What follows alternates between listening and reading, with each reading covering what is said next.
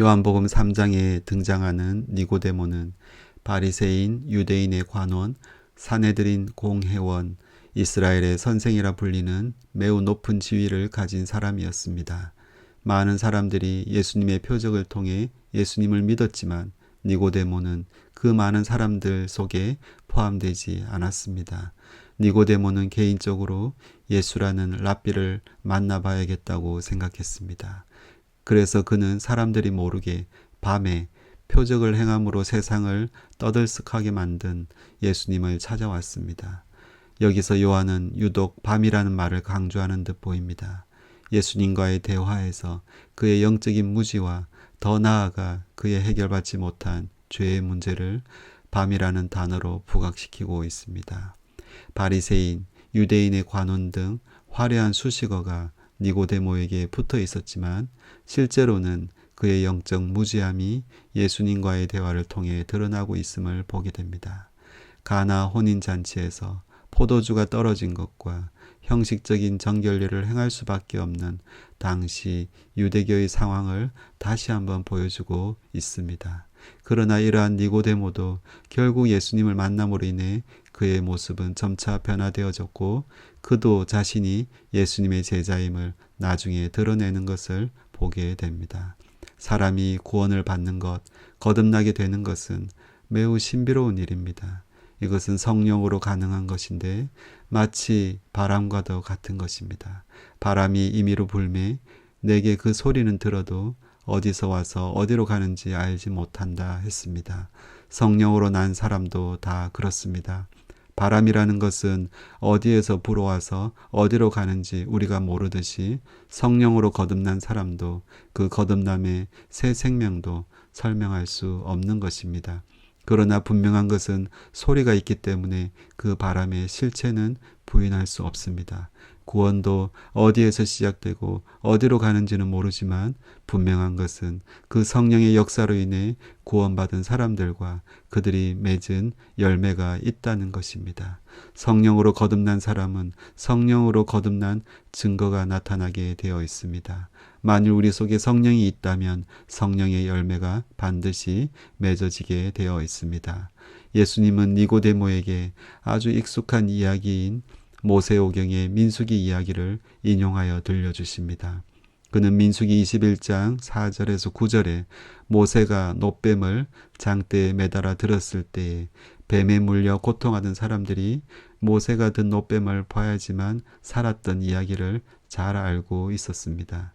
이 이야기와 지금 니고데모와 그의 민족 이스라엘의 현재 상황과 크게 다르지 않음을 보여주십니다. 광야를 돌며 걸어가던 이스라엘 백성들의 마음이 상하여 하나님과 모세를 향하여 원망했습니다. 그들은 불순종하는 자였고 중얼거리며 원망하며 감사하지 못하는 영의 사람들이었습니다. 왜 자기들을 애굽에서 인도하여 내서 광야에서 죽게 만드냐고 원망했습니다. 물도 먹을 것도 없다며 하나님 주신 음식을 하찮은 것이라 표현합니다. 하나님은 이들을 심판하십니다. 불뱀을 보내어 물게 하셨고 그들의 죄를 묻고 계십니다. 많은 사람들이 죽었습니다. 하나님은 모세에게 불뱀을 만들어 장대 위에 매달라고 하십니다. 그리고 물린 자마다 그것을 보면 살 것이라 하십니다. 장대에 달린 불뱀은 하나님이 그들을 심판하심에 대한 상징이었습니다. 뱀을 보내어 심판하신 것입니다. 그들은 스스로 그들을 구원할 수 없었습니다. 그리고 뱀의 독은 매우 치명적이었고 이 뱀의 독을 해독할 수도 없었습니다. 결국 이들이 구원받는 유일한 방법은 장대에 매여 있는 놋뱀을 보는 것이었습니다. 그래야 살게 되었던 것입니다. 이 이야기는 장차 예수님의 이야기입니다. 예수님도 모세가 든 놋뱀처럼 십자가에 들려지게 될 것입니다. 모세가 든 놋뱀이 심판을 상징하듯이 십자가에 달리신 예수님도 하나님의 심판을 받았음을 의미합니다. 그러나 중요한 것은 바로 나를 살리기 위해 하나님께서 그렇게 하셨다는 것입니다.